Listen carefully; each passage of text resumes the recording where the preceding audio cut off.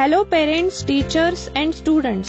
Zankar is bringing you complete syllabus of 3rd standard on our YouTube channel. So please subscribe our channel and don't forget to share with other parents and students.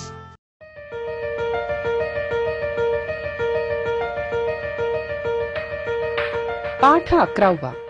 स्वच्छतेचे प्रसारक संत गाडगे बाबा. संत गाडगे महाराजांचा जन्म वऱ्हाडात शेंडगाव इथे एका गरीब कुटुंबात झाला. आईबाबांनी त्यांचं नाव ठेवलं डेबू. डेबूच्या लहानपणीच त्याचे वडील वारले, त्यामुळे आई डेबूला घेऊन त्याच्या मामाकडे येऊन राहिली. कोणतेही काम मनापासून करण्याची डेबूला हौस होती. ज्या समाजामध्ये डेबू वावरत होता त्या समाजातल्या लोकांचं वागणं त्याला आवडत नव्हतं.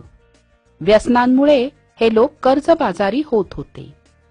ऋण काढून सण करत होते. रोगराई झाली तर औषध न घेता देवाला नवस करत होते आणि कोंबडे आणि बकरे यांचे बळी देत होते. पण लोक काही त्यांचं ऐकतच नव्हते. शेवटी त्यांनी ठरवलं की मी इतके कष्ट करीन की मी न बोलताही लोक माझं ऐकतील.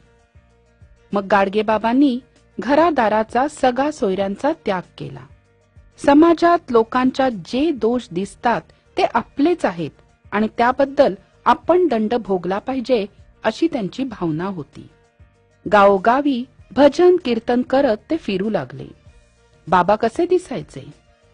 डोक्यावर शुभ्र चांदीच्या रंगाचे केस, पिंगट डोळे, गोरा रंग, अंगात फाटका पण स्वच्छ सदरा, जाडजूड धिप्पाड देह, नेसायला एक लुंगी, एका पायात कापडाचा बूट तर दुसरा पाय अनवाणी, हातात एक काठी आणि गाडगे, हात सदा नमस्कारासाठी जोडलेले.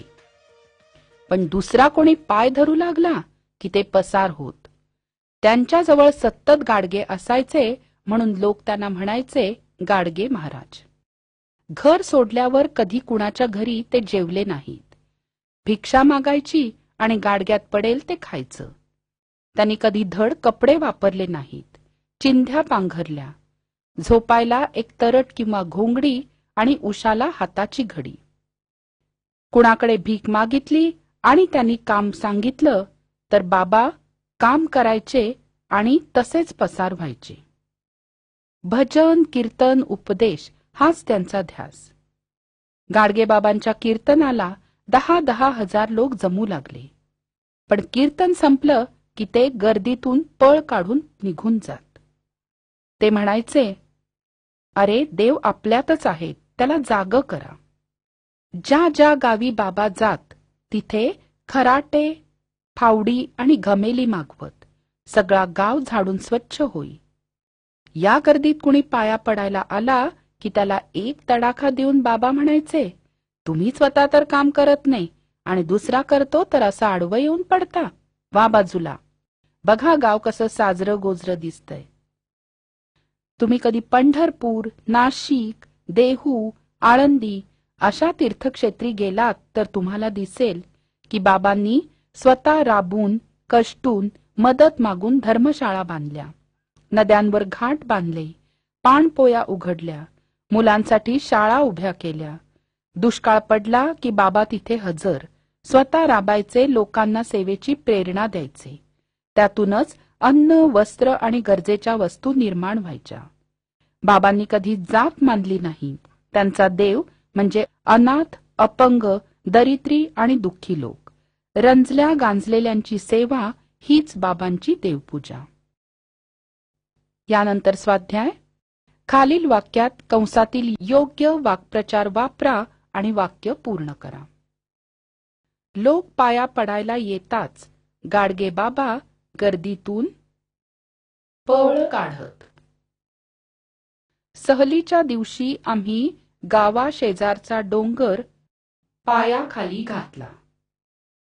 आम्ही जवळ जाताच खार पसार होते.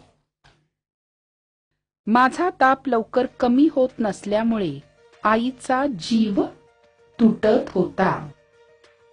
खेळताना मार लागला तरी मुलं पर्वा करत नाहीत.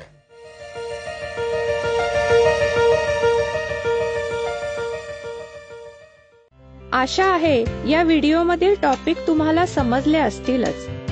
अजून पुढील व्हिडिओ पाहण्यासाठी आमच्या चॅनलला सबस्क्राईब करा आणि इतर पालकांना आणि विद्यार्थ्यांना शेअर करून पुढील व्हिडिओसाठी आम्हाला प्रोत्साहित करा.